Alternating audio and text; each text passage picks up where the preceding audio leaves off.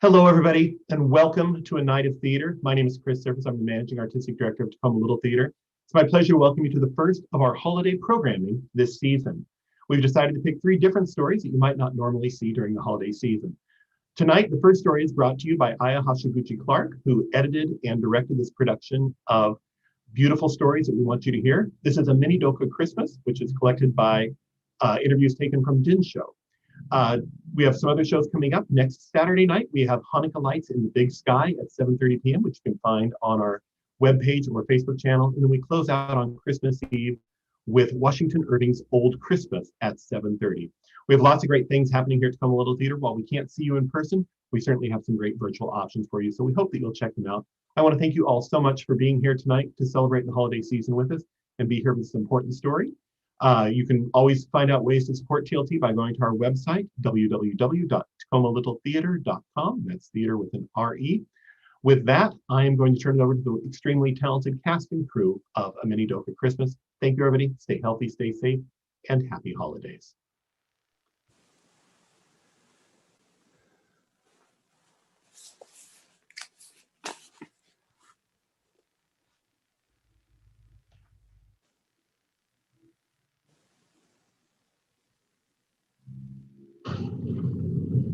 Yesterday, December 7th, 1941,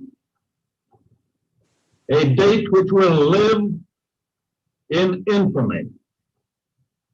The United States of America was suddenly and deliberately attacked by naval and air forces of the Empire of Japan.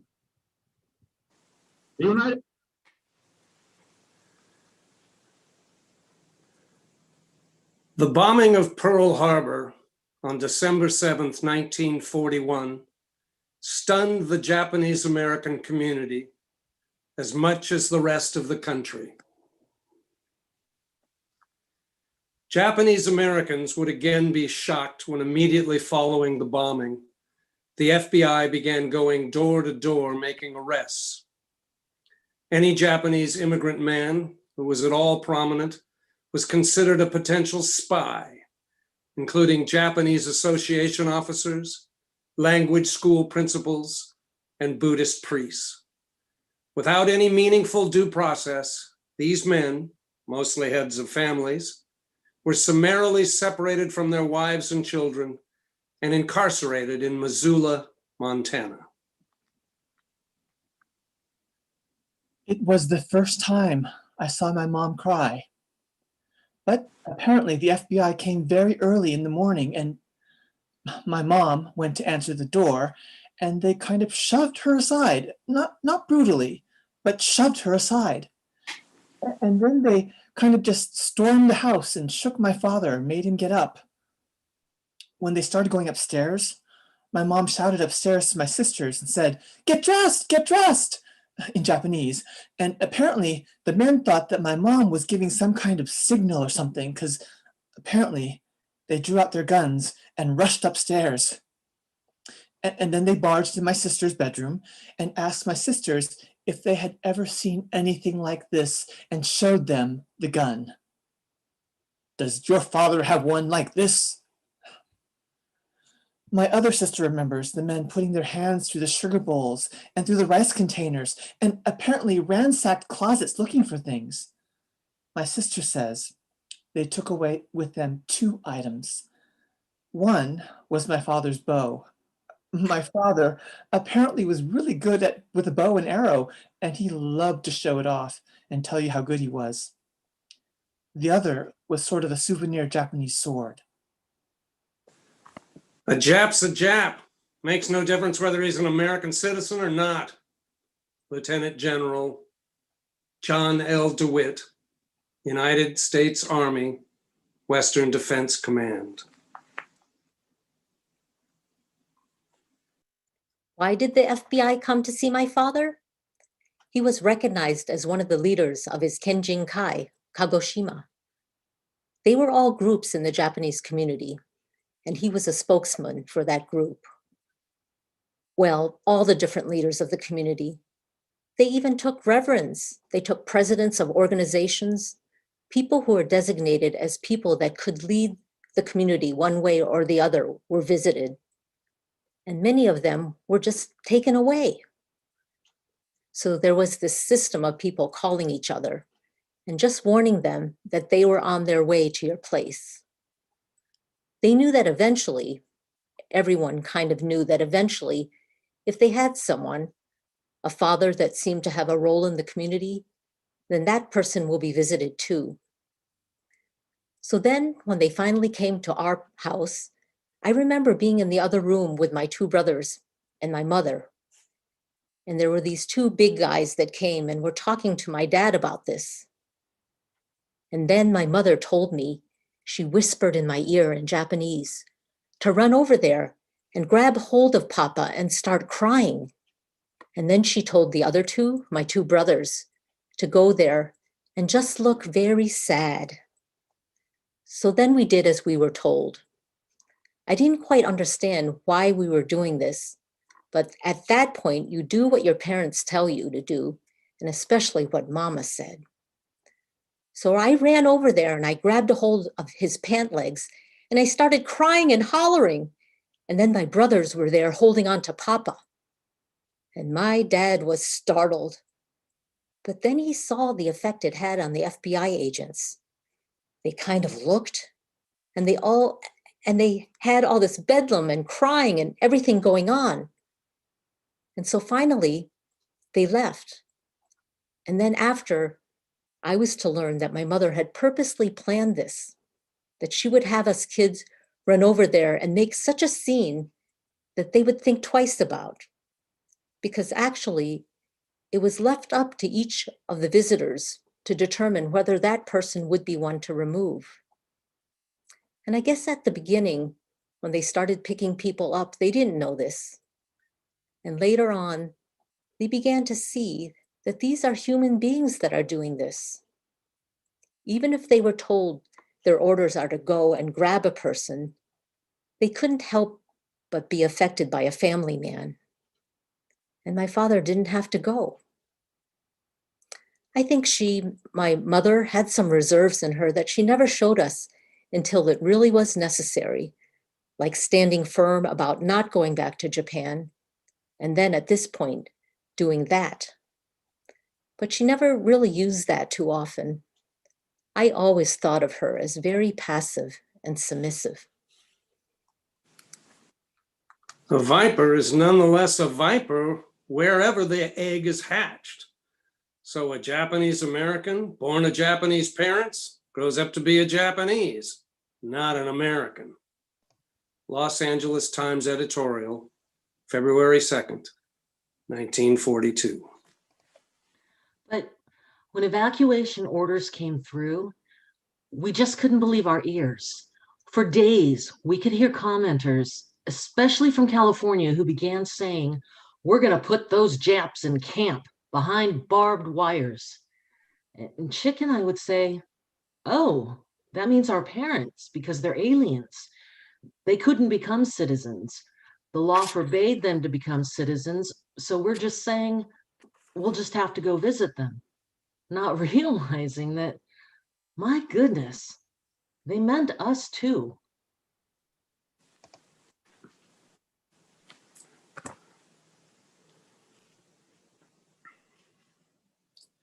On March 2nd, 1942, Public Proclamation Number 1 began to appear on telephone poles and buildings. This was the first official notice Japanese Americans had of their immediate removal from the West Coast. The notices stated that they had 6 or 7 days to prepare and were to take only what they could carry. They were not told where they would be taken. People rushed to sell or store in 1 week property and belongings acquired over a lifetime. Some families tucked their valuables away in their attic or basement, hoping to return soon, but not knowing for sure how safe their possessions, or their homes for that matter, would be during their incarceration. On the appointed evacuation day, thousands of Japanese Americans gathered at designated locations with the numbered identification tags they had been issued tied to their coats. Watched by curious onlookers, they were met by armed soldiers and transported in buses, private cars, and trains to 16 temporary assembly centers in California, Washington, Oregon, and Arizona.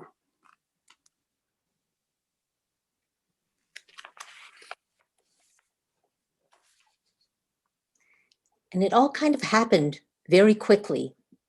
And so people started either selling their goods out of their homes or trying to think of places to put their belongings, because then it said that we would only be able to carry one suitcase. Now, if I recall, I think a lot about the items we stored that they claimed were lost in a fire.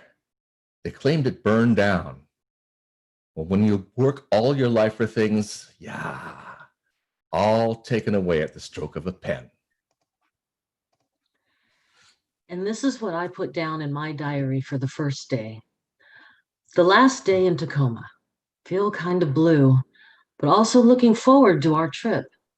We bade farewell to all our friends, and that was the hardest of all. Around 1 o'clock, went down to Chinese Garden, had our last meal in Tacoma. At 2:45, we locked our front door, looked around the garden, and with a sort of empty feeling, turned our back on our home for the last 10 years. The station was a hubbub of people, all trying to look unconcerned, and doing a pretty good job of that. I boarded the train, car E, seat 7, and at 10 minutes to 6, we were on our way.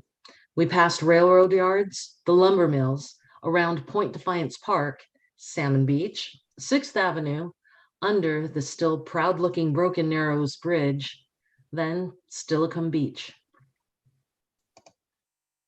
I know the Army trucks did come onto Bainbridge Island and started rounding people up. And we're all on the ferry by about 11:20. And I know there's a photo of a family and their dog.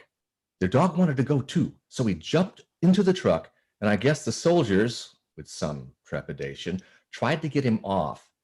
And finally, the family helped get the dog off. Yeah, they had to leave the pet with a neighbor, and I guess the dog refused to eat and died within about a month. And we walked down the hill. It's about 4 blocks or so. So kind of a fairly steep hill, but we walked straight down and right into Tacoma's Union Station. Oh, yes, one thing that I could remember. Well, I did take a look back once, about halfway down. I just took one final look. Nobody else did. And then my dad, I remember him saying, "You know, when I came from Japan, I had only one suitcase," he said. "I have 2 now." And he wasn't worried about whatever else he couldn't take with him.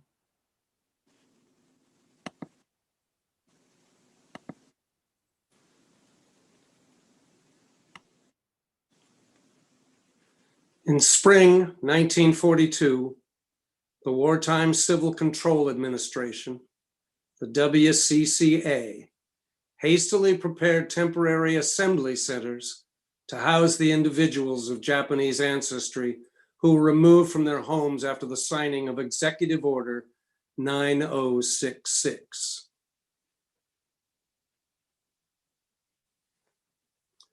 The centers were surrounded by barbed wire fences and patrolled by armed military police. People were housed in animal stalls and barracks with communal bathrooms and mess halls. After spending up to 6 months in the assembly centers, Japanese Americans were moved inland to permanent concentration camps. The assembly centers were hastily erected quarters located throughout the West Coast at fairgrounds, racetracks, and other similar facilities, including the Puyallup Fairgrounds. Conditions at these locations were appalling. People were housed in animal stalls and barracks with communal bathrooms and mess halls. Privacy was next to non-existent. Most families lived in a 20 by 20 foot room separated from the next apartment by wood partitions that did not reach the ceiling.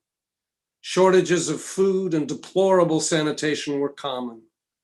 Overcrowding, uncertainty, and stress created tension in the assembly centers, even as the demoralized camp inmates tried to improve living conditions. Camp Harmony. That was a hell of a good name. I'd been to Puyallup a few times when it was the fairgrounds of Western Washington. Little did I know that I would replace the pigs and the cows and that kind of stuff. You know, because they restructured the fairgrounds and the parking lots into these temporary hovels. And they had a hell of a lot of nerve calling it Camp Harmony. But anyway, it was a real traumatic kind of living. When you're living in the former stalls where the pigs and the cows and everything else were. Temporary shacks, just the walls were so many feet off the ground, and families of 6 and 7 were crowded into one little spot.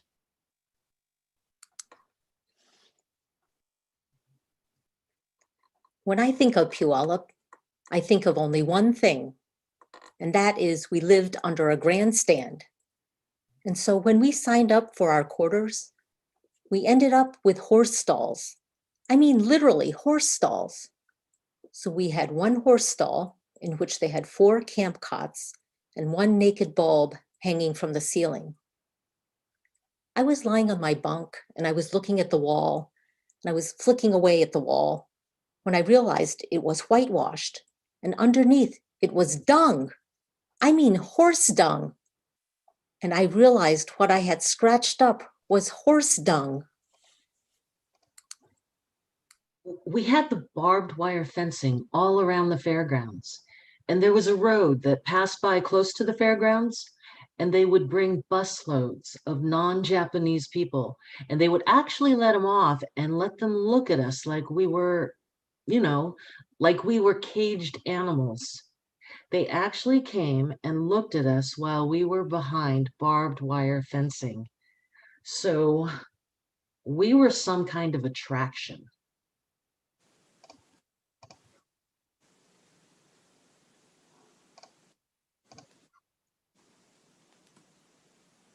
The War Relocation Authority, the WRA, oversaw construction of 10 concentration camps in sparsely populated and isolated areas.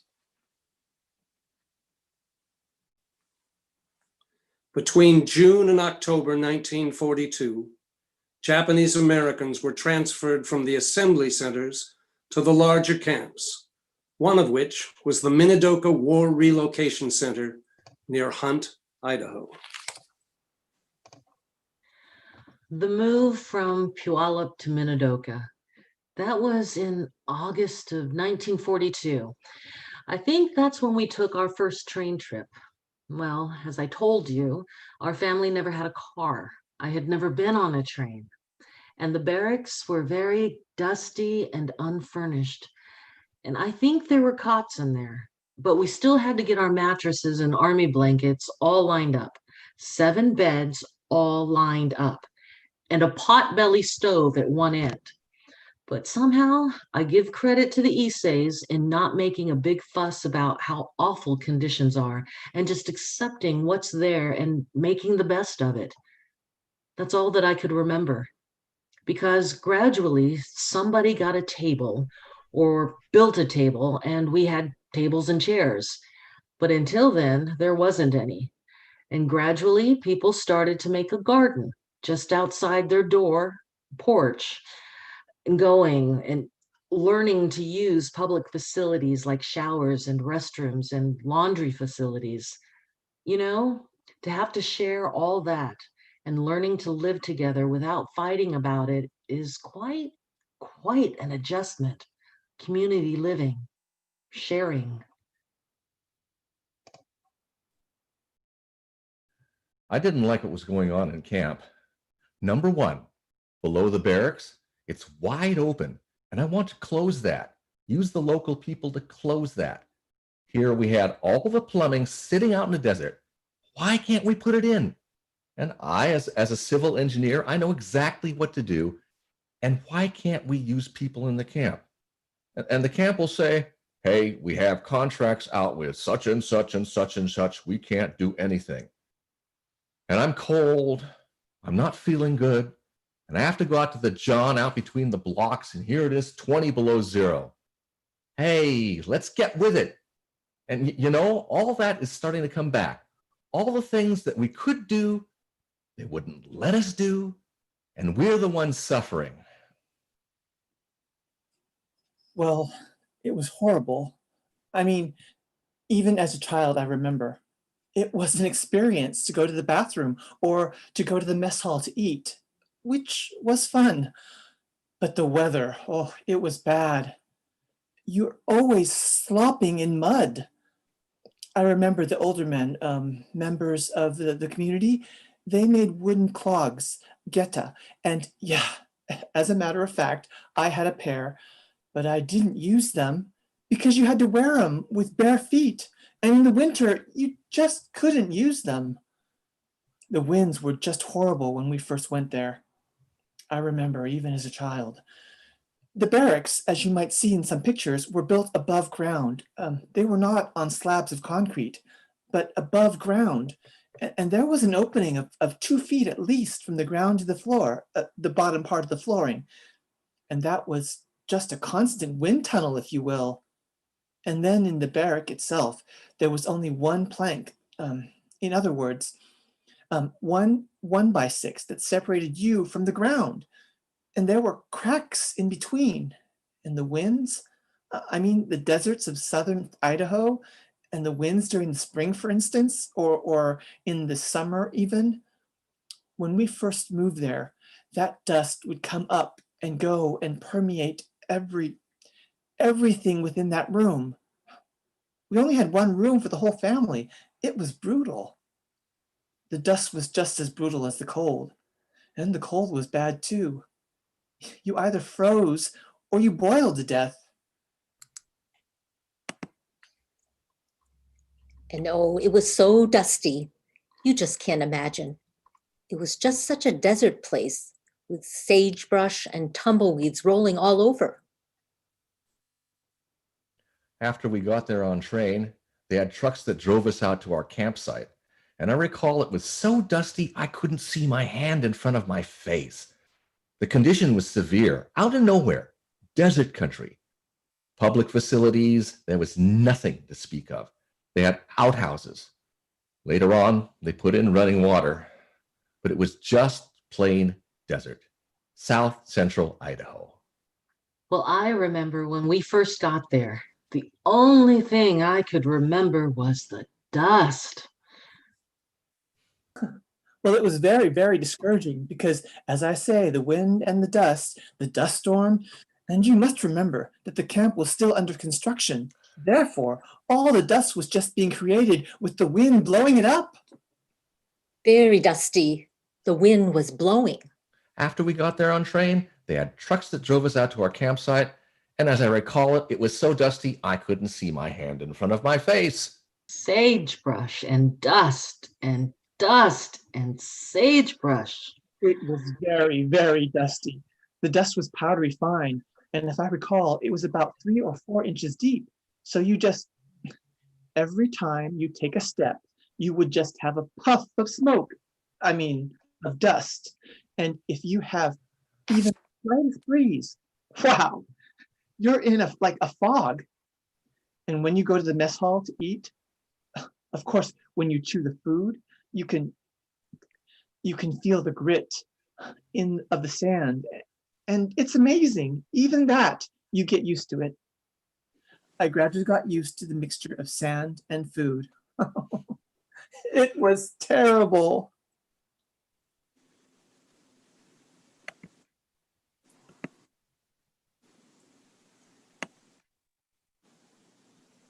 The residents of Minidoka worked hard to make life as normal for themselves as possible. The children were enrolled in schools and participated in Boy Scouts and Girl Scouts. Church services were held, baseball games were played, and young women even competed in beauty pageants. And of course, in December, the residents found a way to celebrate Christmas.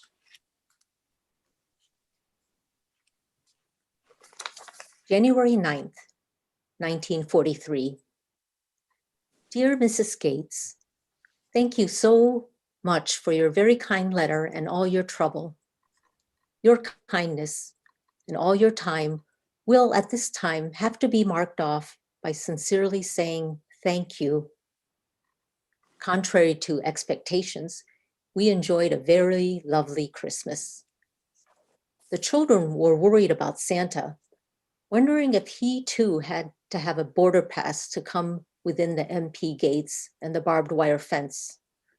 But thanks to the thoughtfulness of the outside churches and organizations, they were bountifully loaded with all kinds of gifts, much more in some cases than Christmases of other years. Our recreation staff worked tirelessly, dragging some heavy feet in the mud as late as 10:30 p.m. every night. I enjoyed my part in Santa's workshop tremendously. A census was taken of all children 18 and under. A gift was distributed to each boy and girl.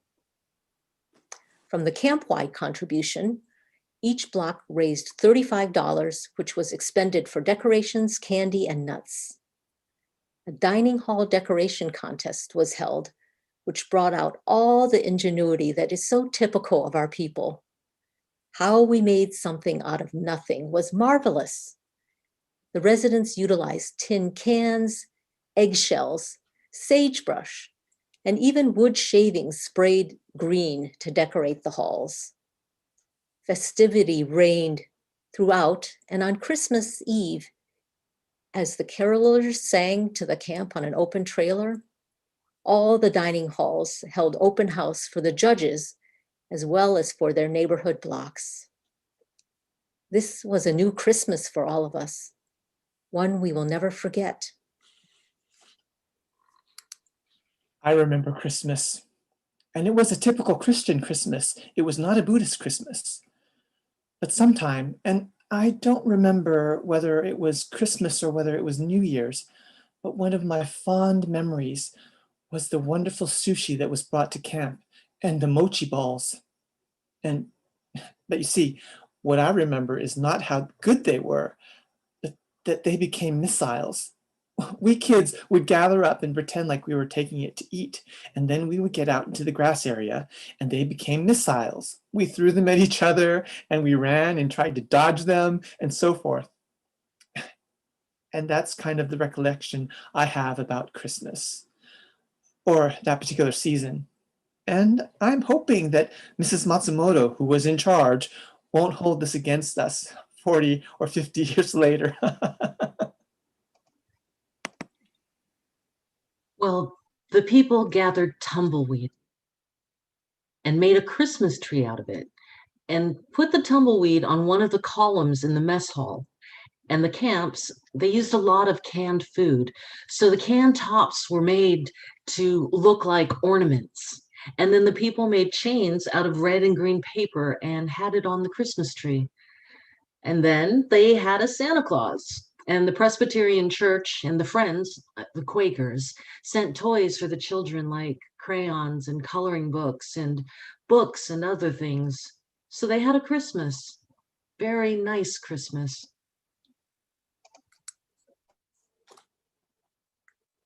I was advisor to a high school girls group called Hijinks, and we went out caroling. And we went to the guard towers where the soldiers were stationed to guard us. And I can just picture how cold it was, and the frost glistening on the barbed wire, and our singing songs. And we thought we were being smart, but this poor voice that was almost choking with tears said, "Well, thank you. How lonely he must have been up there." Well, the one thing was missing was presents. Really wasn't much to give each other, but we were able to decorate the dining hall, each dining hall decorated, crepe paper or other creative ideas. And we ended up having contests between dining halls, who had the best. So we were able to travel, look around.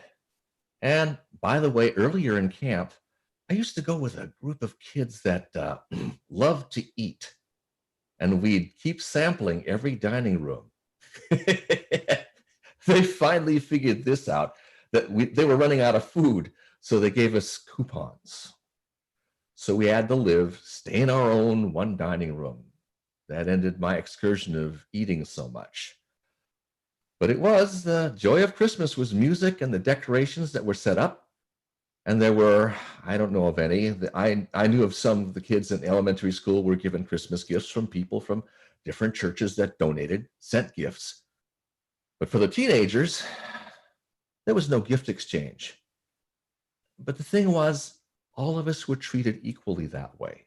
We were all deprived, but we also had the pleasure of socializing and using our creative gifts and ideas and motivation to decorate. So we loved that competitiveness. So Christmas was great. Christmas in Minidoka was quite interesting. All the mess halls were decorated.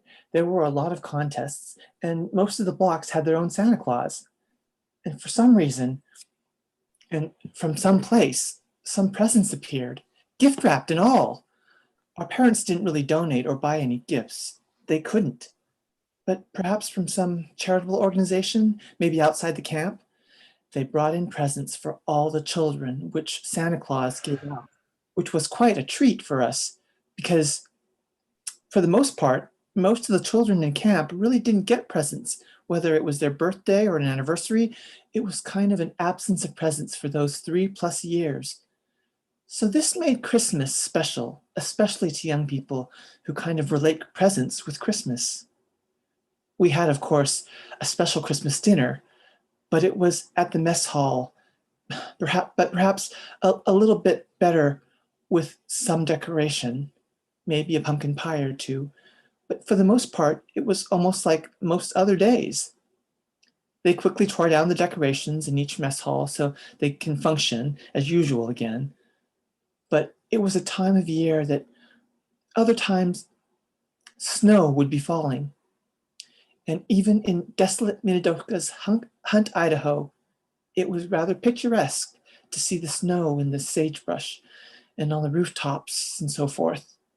So quite an enjoyable time of Christmas for us. I remember reading a letter from a little girl who had written to I think the minister of the church saying, in our church from New Mexico, saying, we wanted to send something for the children in camp, but we don't have very much money. And the only thing I could do was to have some chickens. And so her father had caught some chickens and sold them or did something. And so she wanted to send something to the children. And those are the kinds of outpouring that came from all over and here again, where you felt that nobody cared. The outpouring assured us that there was a lot of concern and caring throughout the nation. And I think these are the little things that sustain you.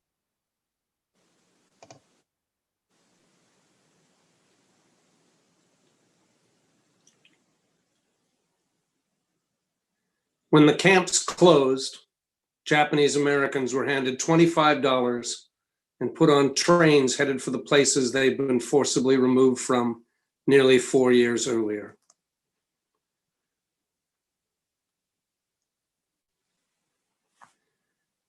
Harassment was common. Many returning Japanese Americans were greeted with signs reading, "No Japs allowed." Others discovered their property had been vandalized or stolen. Homes and businesses that had been boarded up or left in the care of others were abandoned and stripped of furnishings and goods. For the majority, who did not have homes to return to, housing was the most serious problem. Housing discrimination was severe in many areas and persisted to varying degrees until the civil rights legislation of the 1960s. Former camp inmates with no other options moved into hostels and converted community institutions with conditions not much better than the camps they had just left. Although this period was stressful, it is remembered as a time when people came together to share what they had. And remember, Many Japanese American soldiers were also returning home from fighting the war in Europe. September 11th, 1945, Livorno, Italy. Darling, thanks for your much welcomed letter written on 2nd of September. Sure miss hearing from you, darling. Yes, hon, the war is over and I didn't do any celebrating. My celebrating day will be when I get home, my dear, because only then will I be real and completely happy. Yes, hon, when I come home, it'll be for good, and I can kiss you, I can have you in my arms whenever I want, my dear. Have a good chance to be home by Christmas, but February for sure. Maybe we can celebrate my birthday together, hon. Hon, my plans after I come home is the $64 question. I don't know what I'm going to do, but it'll have to do something. First, hon, I just want to get home and home for good. Well, hon, I'm going to have to sign off for now, but we'll write again soon. Take the best care of yourself and Eileen. Love you, sweetheart. Always yours, hubby Alvin. Having no resources, no property, nothing left over from before the war, and to drop us back into Seattle and say, now start over. I think my father was given only $14 at the time to leave camp. And so I remember boarding a bus and we got to this bus terminal. I think it was on 2nd Avenue somewhere. And so from there, my parents and I carried our suitcase and walked up Jackson Street to the Japanese language school. And we met the Kinoshita family for the very first time. But they were very, very gracious people and welcomed us. So we were sharing space with another family again, just like in camp. When we were given permission by the 3 governors that we could come back to the West Coast, they were all initially against our return. They asked us not to come back. I remember because my parents wouldn't go to another state. They waited and always hoped to return to Seattle. They wanted to go home, back to Seattle. Home was not Japan. Because of their children were American, they paid a tremendous penalty. Their dreams were put down under racism and misunderstanding. I know one of the families that came back couldn't get the family occupying their home off their land and struggled with that for a long time and finally ended up selling it to them because they couldn't get them to move.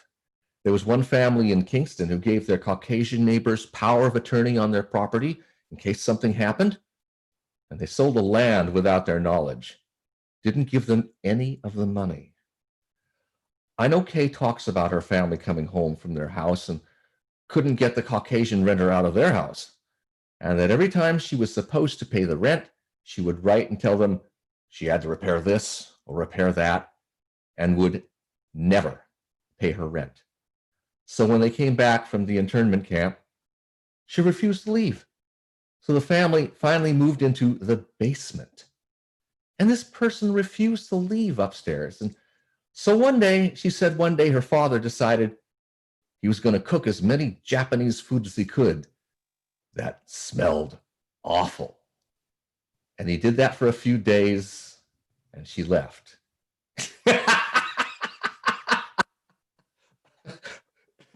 So there's always the way to do something, I guess. The Japanese way.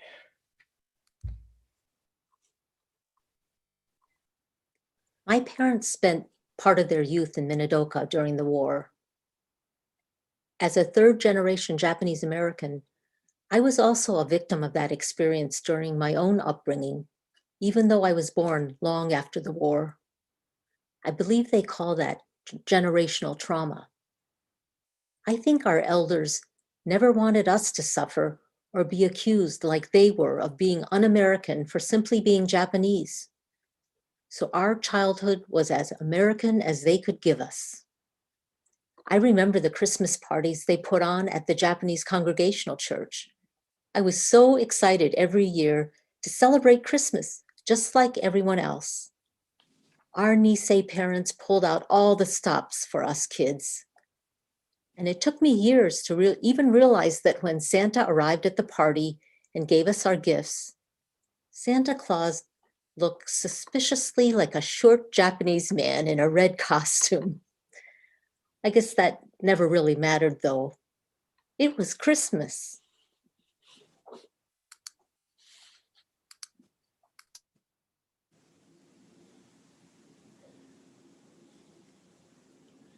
In 1988, President Ronald Reagan signed into law the Civil Liberties Act, which, among other things, mandated an official apology from the government and monetary payments to Japanese Americans incarcerated during World War II.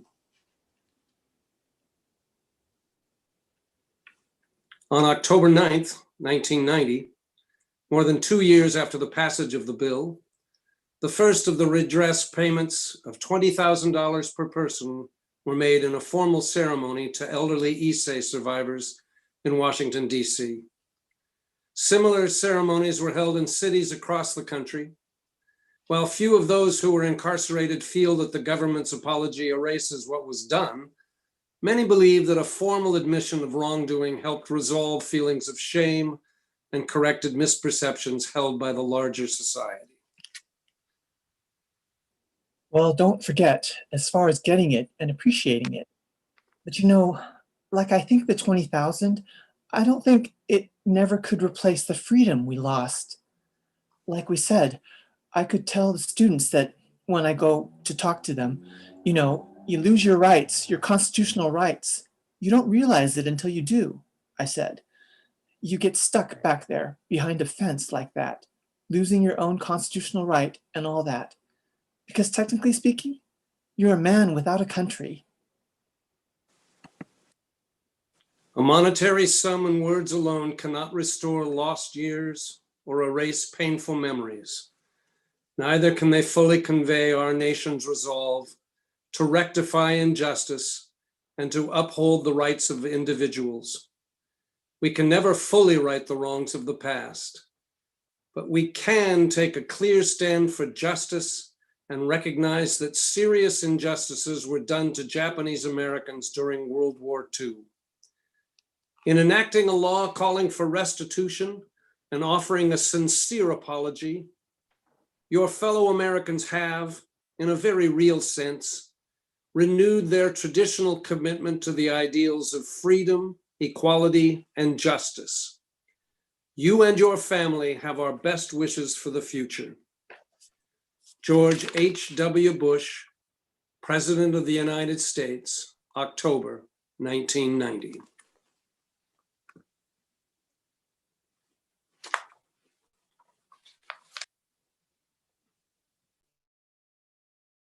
The internment was a dark chapter of American history in which 120,000 people, including me and my family, lost our homes, our livelihoods, and our freedoms because we happened to look like the people who bombed Pearl Harbor. I was just a child of 5 when we were forced at gunpoint from our home and sent first to live in a horse stable at a local racetrack, a family of 5 crammed into a single smelly stall. It was a devastating blow to my parents, who had worked so hard to buy a house and raise a family in Los Angeles. After several weeks, they sent us much farther away, 1,000 miles to the east by rail car. The blinds of our train cars pulled for our own protection, they said. We disembarked in the fetid swamps of Arkansas at the Rower Relocation Center. Really, it was a prison. Armed guards looked down upon us from sentry towers, their guns pointed inward at us. Searchlights lit pathways at night. We understood. We were not to leave. We cannot permit this invidious thinking, discredited by history at the cost of so much misery and suffering by innocents, to take root in America once again, let alone in the White House. The stigmatization, separation, and labeling of our fellow humans based on race or religion has never led to a more secure world. but it has too often led to one where the most vulnerable pay the highest price. The Constitution and the government exist in large measure to protect against the excesses of democracies. This is particularly salient when, in an atmosphere of fear or mistrust, one group is singled out and vilified, as Japanese Americans were during World War II, and as Muslim Americans are today. How terrible it is to contemplate, once again, that the government itself might once more be the very instrument of terror and division. That cannot happen again. We cannot allow it. George Takei, editorial of the Washington Post, November 2016.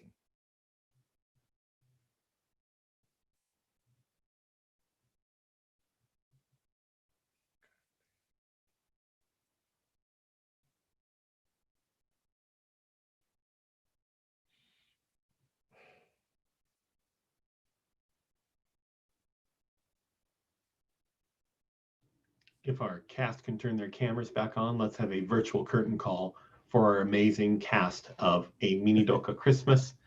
Thank you all so much for being here tonight. Thank you, Aya Hashiguchi Clark, for directing and editing this compilation.